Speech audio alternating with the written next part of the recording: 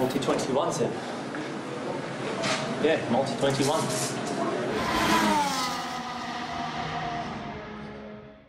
Salut à tous, bienvenue pour ce débrief du Grand Prix de Sao Paulo. Je suis en compagnie de Thomas. Salut Thomas, comment ça va? Salut Pierre, salut à tous, ça va très très bien, on a vécu un très beau Grand Prix et j'ai hâte d'en parler.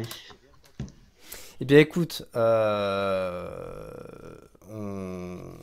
on passe l'introduction et on démarre tout de suite avec un premier point qui concerne un pilote, qui va concerner également une écurie qui, depuis qu'elle est en F1, a été un petit peu décriée et a été un petit peu dans les polémiques, a souvent subi quelques railleries. Et hier, ça a été un petit peu la consécration. On va donc parler de Haas, de Kevin Magnussen et plus largement de la qualif pour la course sprint. Ouais, effectivement, Magnussen qui a surpris son monde, hein. Je pense que personne n'avait mis un seul centime sur une pole de Magnussen, même pas lui, même pas Günther Steiner, même pas Gene Haas. Donc la très belle histoire, une pole qui a été obtenue à la régulière. On peut pas dire que ce soit un coup de chance. Alors effectivement, il était le premier à sortir en Q3, donc ça c'est de la stratégie et c'est très bien joué de la part de Haas. Ils ont bien anticipé, ils ont vu que la pluie arrivait pas assez pour mettre les inters. On fait un petit coucou aux stratèges chez Ferrari, mais ils ont profité de l'arrivée de la pluie pour avoir une piste qui allait forcément s'empirer. Et donc le premier en piste allait être le plus rapide. Le premier en piste c'était Magnussen. Il a fait un temps canon à la régulière devant Verstappen, devant Russell, devant tout le monde. Et ça c'était vraiment formidable. Ce qui faisait un petit peu mal au cœur, c'était que pendant que Magnussen était en pole, et d'ailleurs les images étaient magnifiques dans les stands, après le drapeau rouge et l'interruption, et du coup la pluie qui est revenue, on avait des très très belles images de Magnussen et de tout son pit crew dans les stands. Ce qui faisait un petit peu mal au cœur, c'était de voir l'autre as de Mick Schumacher en dernière position, deux camps et un petit peu deux ambiances et deux fortunes, je pense, chez Haas pendant la qualif. Surtout que Schumacher était pas mal du tout pendant les essais. Et on a eu l'impression que quand c'était un petit peu mouillé, il y arrivait, mais dès qu'il est passé sur les softs, terminé. Il n'avait pas de rythme, etc. Alors est-ce que par rapport à ses réglages, sa voiture avait peut-être besoin de plus de temps pour faire entrer les pneus et les faire fonctionner dans la bonne température? Mais en tout cas, est-ce que du coup la performance de Magnussen par rapport à la sienne, est-ce que ça n'a pas un petit peu scellé son destin chez Haas?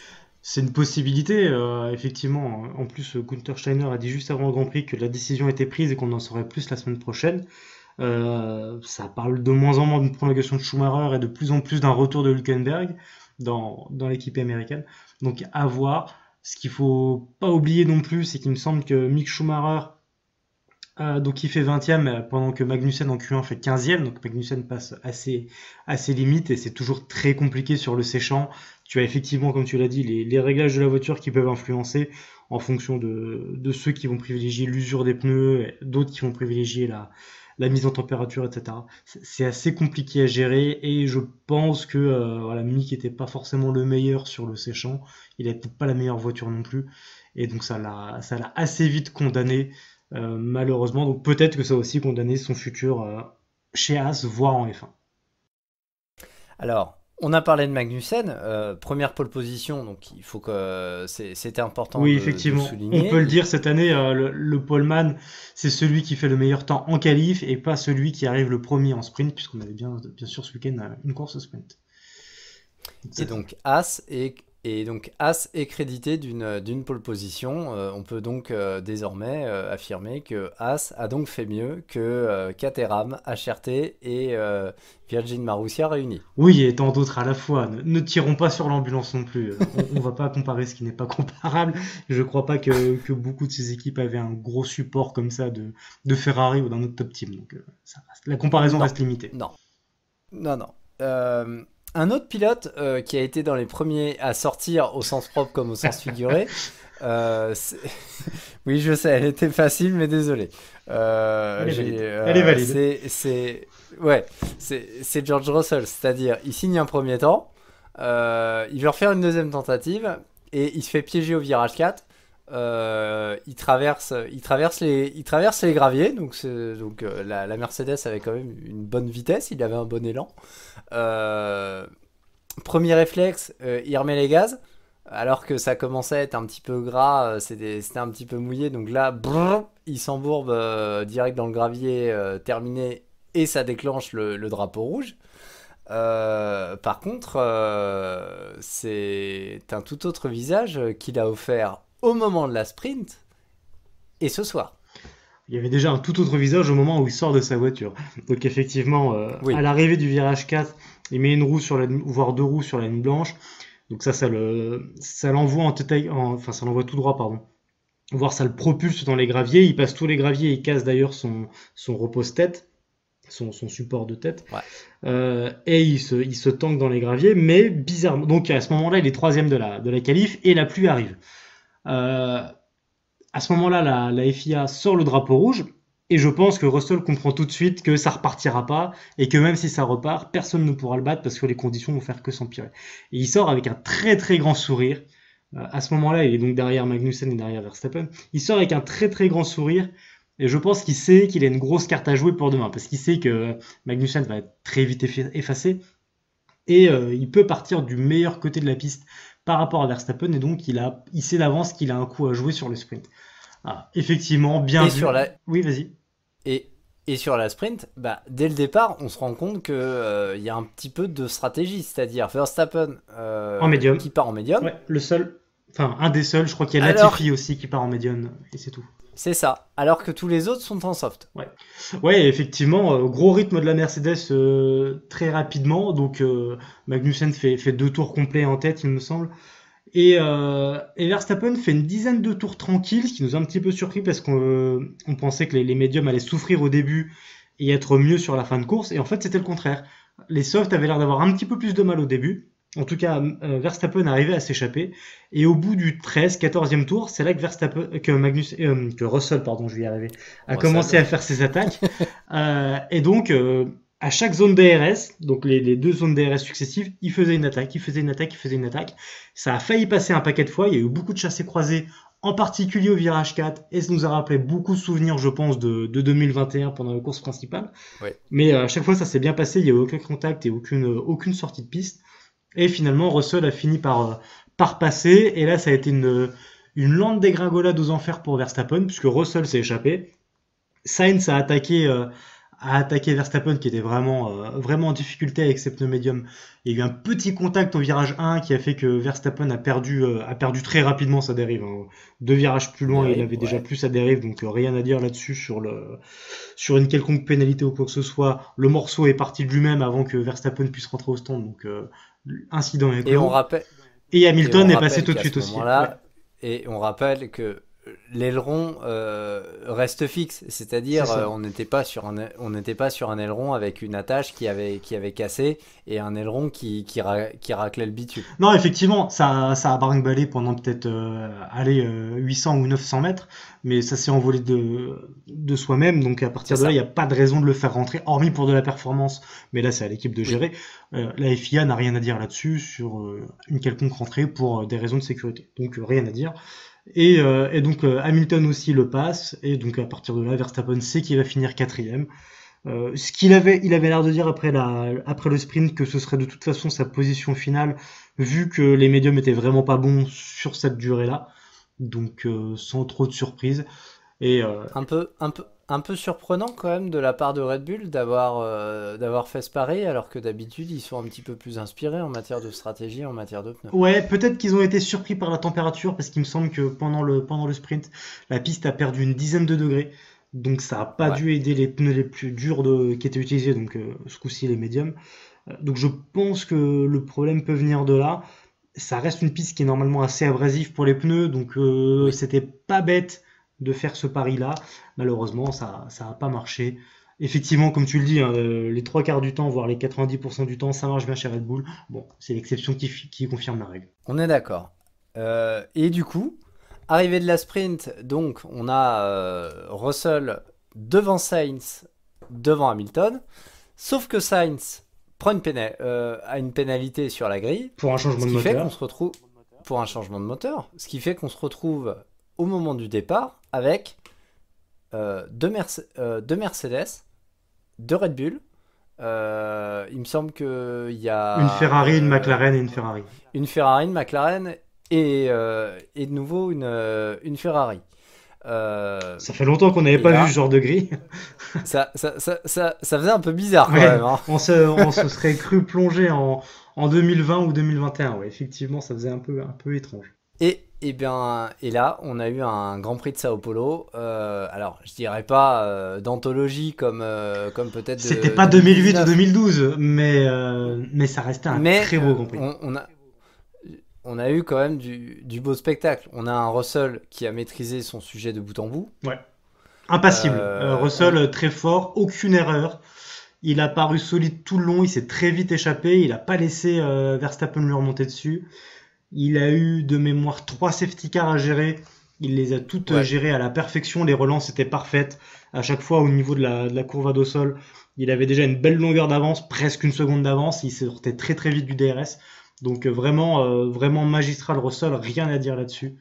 Vraiment parfait. ces relances, ça m'a fait justement penser à celle de Verstappen en 2019. Ouais, exactement. Il y avait une grosse maîtrise, ce qui était pas gagné d'avance, hein, parce que Russell, je crois pas qu'il ait souvent été dans cette position. Non, Peut-être à Sakir 2020, il faudrait se replonger s'il a été ouais, en tête pendant une période de safety car. Mais non, non, il a été très très bon, vraiment imperturbable. En plus, on va faire une petite avance rapide là sur la fin de course et en particulier la dernière relance sous safety car au tour 60. Très très sport, il demande à son équipe est-ce qu'ils ont le droit de se battre ou est-ce qu'ils conservent les positions. Et là, son ingénieur lui dit vous vous battez, mais vous restez très respectueux. C'était un beau message, je trouve, parce que vu la saison de Mercedes, ils auraient pu être ouais. très très très prudents et dire on reste comme ça, on va assurer le doublé. On fige, Je rappelle qu'il n'y a pas on beaucoup, fige il y a et pas, il y a voilà. pas eu beaucoup de doublés cette année. Donc assurer Non, un doublé par Mercedes, c'était clairement pas gagné et je crois qu'après Bahreïn, personne n'aurait parié dessus. Donc ils auraient pu la jouer un petit peu petit bras et en tout cas conservateur. Ça n'a pas été le cas. En tout cas, ils les ont laissés se battre. Hamilton n'a pas eu sa chance. Il était très vite à 1 seconde 2, 1 seconde 3. Ça a fini à 1 seconde 6 il a, et ça a il a, été il l'écart a, pendant les 10 il a, derniers tours. moi, j'ai trouvé qu'il avait stabilisé hein, sur les 10 derniers tours. Ouais, ouais. Enfin, vu la joie qu'a exprimé Hamilton après le sprint, il était très très content pour l'équipe Oui, et très très content pour Russell en particulier. On avait l'impression de voir un gamin qui assistait à ses premiers tours de roue. Ça faisait plaisir à voir en venant d'un pilote comme ça qui pourrait être blasé après toutes ces années. Je pense qu'il voulait pas lui-même risquer, surtout qu'ils ont eu un petit moment un chaud à accrochage. Zandvoort, on s'en souvient à la relance. Oui, Donc je pense que aussi Hamilton avait pris pour partie de temporiser pour ne pas tout risquer. Bon, effectivement, il aurait peut-être aimé avoir la 104e, mais un nouveau pilote vainqueur, ça fait toujours plaisir. Surtout qu'on pourrait se dire qu'après le sprint, Russell avait gagné une victoire, enfin une course dans le vent, puisque ça comptait pas comme une victoire. Là maintenant, il a une vraie victoire. On pourra pas lui retirer. Elle lui a échappé à Sakir en 2020. Maintenant, il l'a, elle est obtenue. C'était des très belles images à voir. Et vraiment, c'est un 10 sur 10 pour Russell ce week-end. On met jamais de note, hein, mais là c'est vraiment le pilote qui oui. méritait 10 sur 10 ce week-end et qui, à mon sens, aurait mérité Master, d'être pilote du jour. masterclass. Ouais, masterclass. De A à Z, maîtrisé. Et encore une fois, dans le contexte de la saison de Mercedes, ça fait plaisir. Alors, à l'inverse, son coéquipier a connu un samedi animé. Il a connu également un dimanche un petit peu plus animé en retrouvant son copain Verstappen. Ouais, effectivement, le samedi, il a réussi à bien remonter pendant le sprint, donc pas grand-chose à dire, hein. Toutes les manœuvres étaient propres. Bon, il n'a pas été le plus en difficulté, mais c'était bien.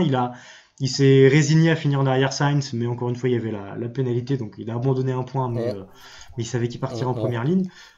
Et on effectivement, rappelle, ouais, juste ouais, une chose, on rappelle que les deux Mercedes avaient deux setups différents, c'est-à-dire ouais, Hamilton avait privilégié moins d'appui pour avoir une plus grosse vitesse de pointe. La vitesse de pointe, elle est quand même cruciale à Interlagos. Là, il il y mettait avait 10 quasiment 10 km km/h heure, en ouais. plus à Russell, hein. Exactement, il y avait 10 km/h, donc c'est vraiment colossal à Interlagos, comme tu l'as dit. Et donc, la course d'aujourd'hui, très mouvementé. Comment dire? Je crois qu'on on a eu peur au Il début. gère bien le départ. Il gère très bien le départ, il gère bien les premiers tours. Et à un moment, on sent venir Verstappen et on se dit, la vieille rancœur, elle va être là. La vieille rancœur, elle va repasser devant. Ils vont retomber dans leur travers de l'année dernière. Et ça n'a pas raté. Et ça a pas loupé. Verstappen essaie de faire l'extérieur au virage 1. Il se retrouve à l'intérieur au virage 2, légèrement en retrait. Bon, chacun aura son avis. M'est avis que c'est la même situation que Verstappen et Ocon en 2018. Sauf que cette fois-ci, c'est Verstappen qui était dans la position d'Ocon. Donc, je ferai pas plus de commentaires, mais quand je vois les réactions de Verstappen à l'époque, bon, sans plus de commentaires, je crois que c'est assez transparent de ma part. On n'a pas vu Hamilton sur le point d'aller en mettre une à Verstappen. Il a dit que c'était un incident de course, donc on rappelle que Verstappen ensuite a pris 5 secondes de pénalité et 2 points sur son permis. J'étais d'accord avec Hamilton, c'était plutôt un incident de course, il n'y avait pas nécessité de mettre une pénalité à ce moment-là. C'était clairement dispensable. Et sans compter que Verstappen avait déjà sa sanction, c'est-à-dire il a été obligé il est rentré. de repasser par les stands pour ce coup-ci faire changer l'aileron. C'est ça, je crois qu'il ressort avant-dernier à une quinzaine de secondes de Latifi. Parce que dans le même tour, et je pense que c'est une belle transition, on a Leclerc qui fait un extérieur somptueux à Norris, sauf que Norris prend le vibreur intérieur, donc ça doit être au virage 6.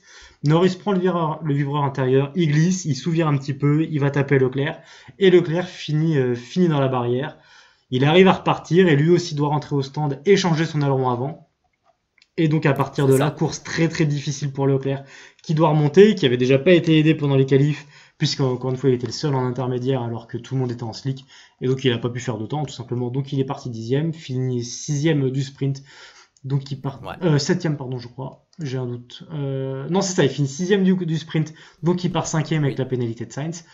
Il retombe dernier au classement après les abandons de Magnussen et Ricciardo. Donc au tour 7, et à partir de là, il fait une très belle remontée, un petit peu aidé par les safety cars, c'est vrai, mais très belle remontée jusqu'à la 4e place. Il termine P4. Hein. Pour moi, c'était Leclerc, P4, c'était Leclerc le pilote du jour. Hein. C'était lui qui a fait la plus belle course, vu les conditions pour lesquelles il n'y pouvait rien à chaque fois. On est bien d'accord. Carlos Sainz, on l'a senti vigoureux, on l'a senti rapide. Peut-être pas forcément dans la position pour jouer la victoire, parce que c'était un peu compliqué d'aller chercher les Mercedes, notamment Russell. Mais il a quand même donné du fil à retordre. Ouais, par contre, j'ai trouvé un petit peu en retrait. Pour moi, il était très légèrement moins rapide que Leclerc. Mais il était un peu plus avantagé par les conditions de course, on va dire, et de qualif. Par contre, dans tous les cas, je pense que la Ferrari n'avait pas le potentiel pour aller jouer avec la Mercedes aujourd'hui. Donc, dans tous les cas, un podium mérité, mais à mon avis, c'était le maximum que pouvait avoir Ferrari aujourd'hui, compte tenu du rythme des Mercedes. Contrairement à son compatriote, dont on va peut-être longuement parler, un certain Fernando Alonso, qui nous a fait une masterclass ce week-end, une masterclass d'Alonso. Autant détestable le samedi qu'appréciable le dimanche. Je sais pas quoi dire de plus. C'était vraiment les deux facettes d'Alonso réunies. On a en fait Mister Alonso, d'une certaine façon, ou on pourrait même dire Mister Fernand et Dr Alonso. Ouais, c'est ça. C'est exactement ça. Alors, si on commence déjà par Mister Fernand, Mister Fernand, ça commence à la sprint où au virage 4, il tente un dépassement à l'extérieur sur son coéquipier. Il se retrouve en équilibre sur le vibreur, il manque d'emmener les deux voitures. Il arrive à maîtriser, à rattraper. Il n'est pas double champion du monde pour rien. Fin du premier tour. Il retourne à la charge sur Ocon, sauf que soit c'est un problème de vue, ou alors il a rebondi sur une bosse, ou je sais pas quoi, mais il se décale, et il se décale trop tard, et en même temps qu'il se décale, il arrache une partie de son aileron avant. Ouais, là-dessus, il fait la même qu'Austin sur Stroll. Alors, la différence, c'est que Stroll se décale aussi à Austin. Là, Ocon, on va le rappeler une bonne fois pour toutes, c'est même pas qu'il a pas bougé, c'est que il est complètement à l'intérieur, il reste sur sa trajectoire, il peut pas aller plus à gauche. S'il va plus à gauche, il est dans les stands. Donc il a rien fait de mal. Ouais, exactement. Et le mur à cet endroit-là, on sait que ça fait mal. On l'a vu un paquet. Et d'ailleurs, Alonso en a goûté un pas très loin de là. Il y a une vingtaine d'années. Mais non, Ocon ne fait rien de mal. C'est Alonso qui se décale vraiment trop tard. Et à ce moment-là, on a l'Alonso le plus détestable qui soit, qui dit, qui rejette directement la faute sur Ocon. Autant la première fois au virage 4, c'est 50-50. Euh, Oui. Alonso attaque à Bah, l'extérieur, il n'est pas du tout sur la trajectoire, il est à l'extérieur, complètement au large. Il perd la voiture et au moment de la rattraper, il arrive dans Ocon qui lui-même est sur la trajectoire, mais sachant que c'est son équipier qui est à droite, il pouvait laisser un peu plus sans, de place. Donc pour moi, sans 50-50, compter, et y a pas grand-chose de plus à dire. On dit, je pense que là, si ça s'arrête là, Zafnauer dit aux deux, bon bah la prochaine fois faites attention, calmez-vous, laissez-vous plus de place, attaquez pas dans des endroits aussi débiles, surtout au premier tour, et ça laisse couler. Par contre, le deuxième incident, quand Alonso renvoie la balle sur Ocon, et derrière en interview, il dit oui, Ocon, il a un historique avec moi, avec Verstappen et avec Perez, encore 2 courses et heureusement c'est fini. C'est inacceptable. Enfin, je veux dire, dans quel monde il vit? Il fait la connerie, excusez-moi du terme, mais il fait la connerie et il n'est pas foutu de et de son l'assumer. ego et de son ego Ouais, surdimensionné, on bah, parle d'un mec il rejette la faute sur on les parle d'un autres. mec qui a 350 Grands Prix, qui a 2 titres de F1, qui a 41 ans et qui est pas foutu d'assumer une connerie de débutant, parce que c'est le cas, c'est une erreur de débutant, la même qu'il a fait il y a 3 semaines sur son futur équipier. Là-dessus, je vois pas en quoi il est légitime, et je pense que ça fait un moment que le torchon brûle, parce que pour sortir ce genre de phrase à un moment et montrer une telle exaspération sur Ocon, c'est que le torchon brûle depuis très longtemps et qu'on ne le voyait pas forcément. Et je souhaite bien du courage à Aston Martin et en particulier à Mike Crack l'année prochaine pour la gestion du fils à papa, excusez-moi du terme, et d'Alonso, parce que je pense que ça va vraiment faire des étincelles et que ça risque de très très mal finir vu comme est parti le bonhomme là. Surtout que Alpine est en train de remonter au niveau des performances. On les pensait foutus au début du week-end parce qu'ils étaient en train de faire un zéro pointé. Hein. Ils finissent 17 et 18 au sprint. En plus, la voiture de Ocon qui brûle après le sprint. Bon, ça c'est encore autre chose.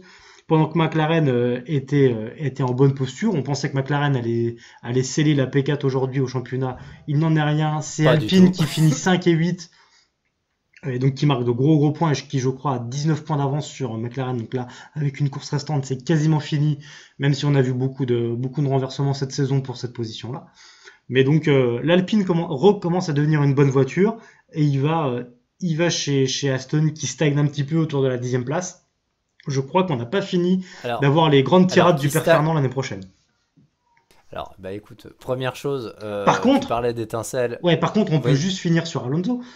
Sa fin de course, et en particulier là, le fait qu'il arrive à aller chercher, alors il va chercher Ocon, bon, ils n'ont pas les mêmes pneus, Vettel pareil, mais il va quand même chercher Perez à la régulière. Alors Perez était en difficulté aussi avec les pneus, mais le dépassement est nickel, impeccable. Il fait une très belle P5. Finir devant les deux Red Bull sur ce circuit-là avec la voiture qu'il a, et c'était quand même pas gagné il était d'avance. pas Hein. très loin. Et il était pas très loin des Ferrari.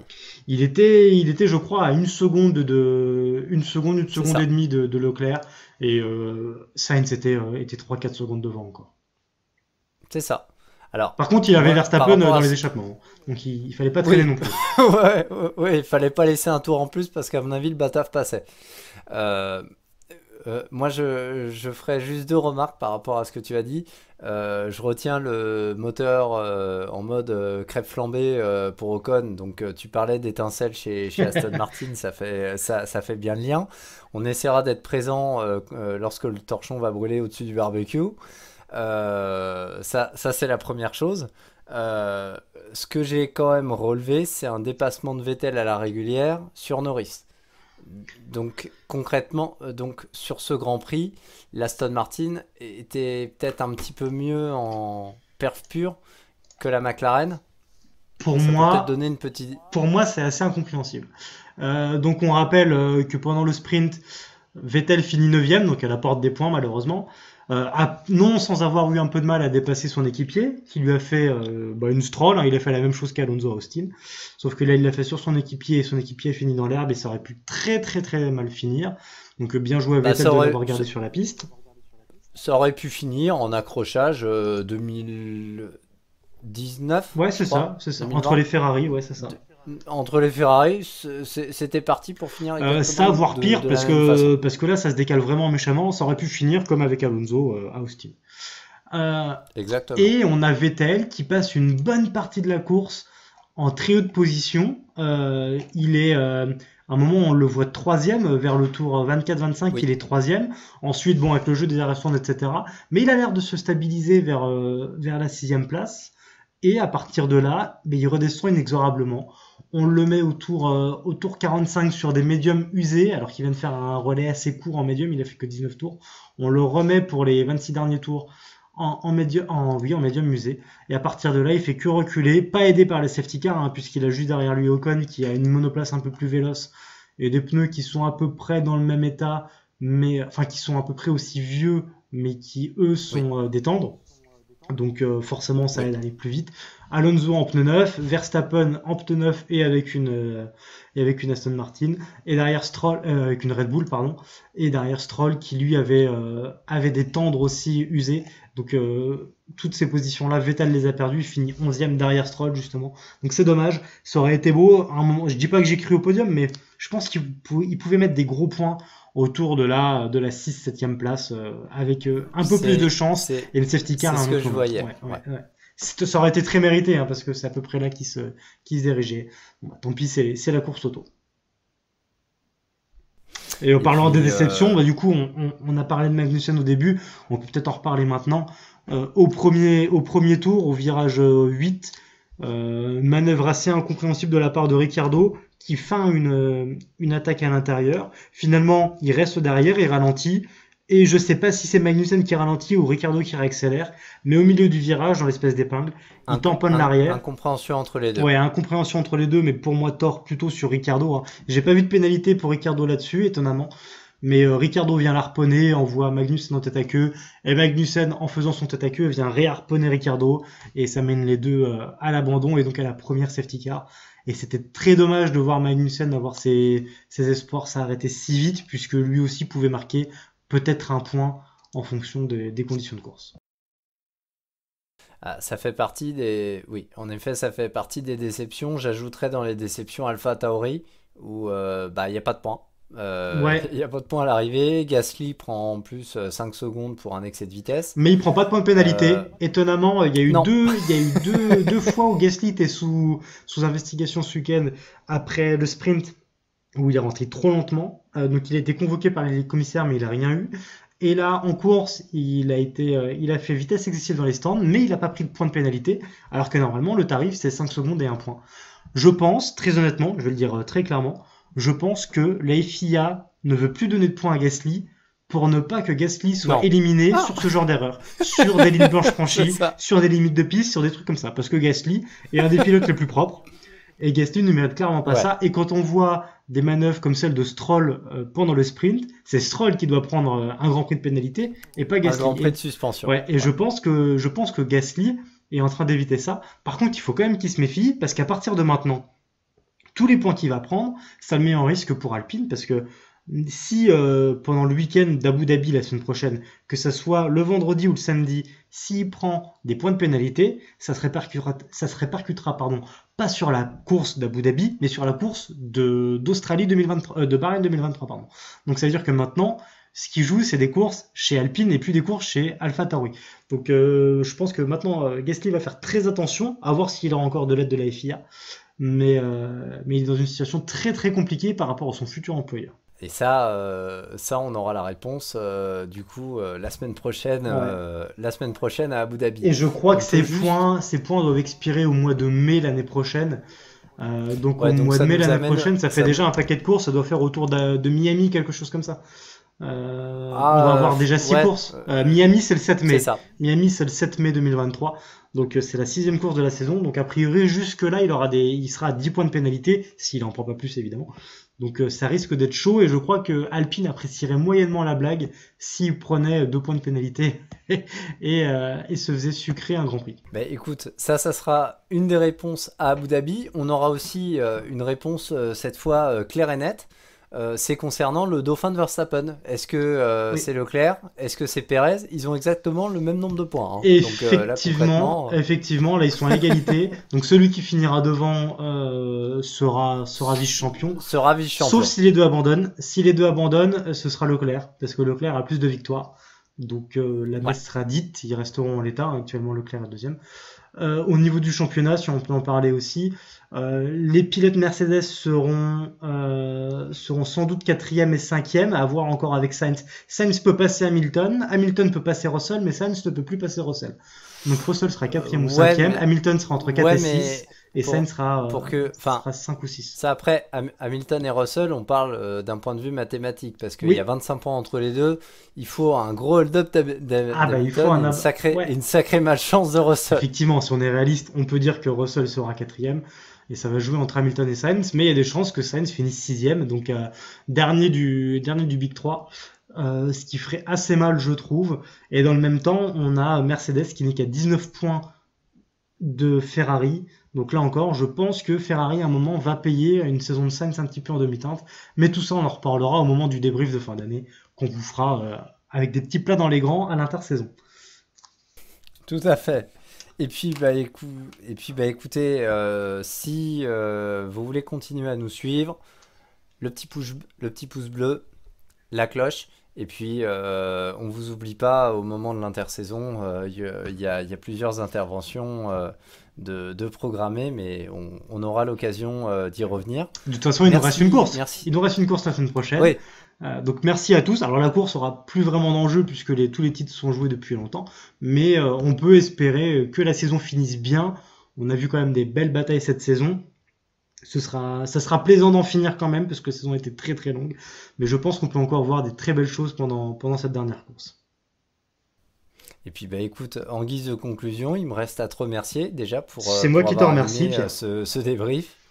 Et puis on se donne, enfin, on vous donne rendez-vous du coup la semaine prochaine pour le débrief d'Abu Dhabi. Ciao, ciao. Merci de nous avoir écoutés. À la semaine prochaine. Salut.